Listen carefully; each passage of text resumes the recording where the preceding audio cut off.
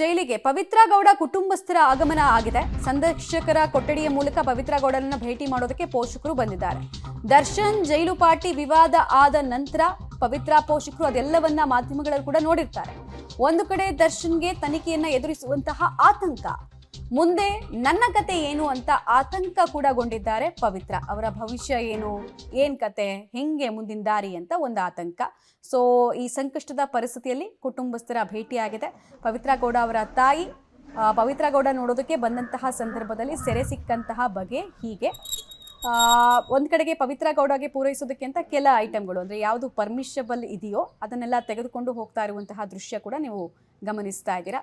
ಸಂದರ್ಶಕರ ಕೊಠಡಿಯಲ್ಲಿ ಇವರ ಭೇಟಿಗೆ ಅವಕಾಶ ಇರುತ್ತೆ. ಡೀಟೇಲ್ಸ್ ಕೊಡ್ತಾರೆ.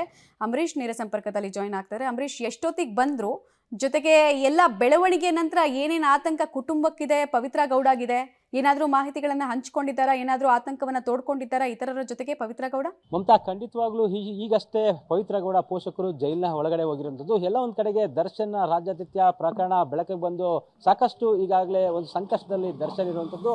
ಜೊತೆಗೆ ದರ್ಶನ್ ಮೇಲೂ ಸಹ ಈಗಾಗಲೇ ಪರಪ್ನಗರ ಪೊಲೀಸ್ ಠಾಣೆಯಲ್ಲಿ ಪ್ರಕರಣ 3 FIR ಅನ್ನು ದಾಖಲು ಮಾಡಲಾಗಿದೆ.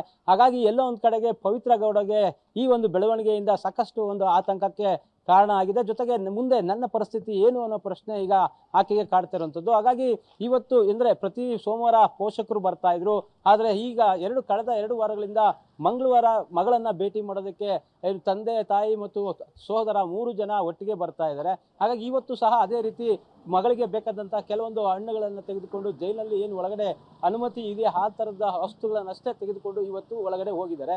ಇನ್ನು ಹೋದ ಸಂದರ್ಭದಲ್ಲಿ ಸಾಕಷ್ಟು ಒಂದು ಮಾತುಕತೆ ಆಗುವ ಸಾಧ್ಯತೆ ಇದೆ. ಯಾಕಂದರೆ ಈಗಾಗಲೇ ದರ್ಶನ್ ಒಂದು ರೀತಿ ಈಗ ಬೇರೆ ಬೇರೆ ಸಂಕಷ್ಟಗಳನ್ನ ಎದುರಿಸುವಂಥ ಪರಿಸ್ಥಿತಿ ಇದೆ. ಆದರೆ ಇನ್ನು ಪವಿತ್ರ ಗೌಡಗೆ ಎಲ್ಲಿ ಕೈ ಬಿಟ್ಬಿಡ್ತಾರೋ ಅನ್ನೋ, ಅಂದರೆ ಈ ಪ್ರಕರಣದಲ್ಲಿ ನನಗೆ ಎಲ್ಲಿ ಜಾಮೀನಿಗಿರ್ಬೋದು ಅಥವಾ ಬೇರೆ ವಿಚಾರಗಳಿಗೆ ನನ್ನ ಎಲ್ಲಿ ದೂರ ಮಾಡ್ತಾರೋ ಅನ್ನೋ ಆತಂಕ ಕಾಡ್ತಾ ಇದೆ. ಹಾಗಾಗಿ ಪೋಷಕರು ಬಳಿ ಒಂದಷ್ಟು ಮಾತನಾಡುವ ಸಾಧ್ಯತೆ ಇದೆ.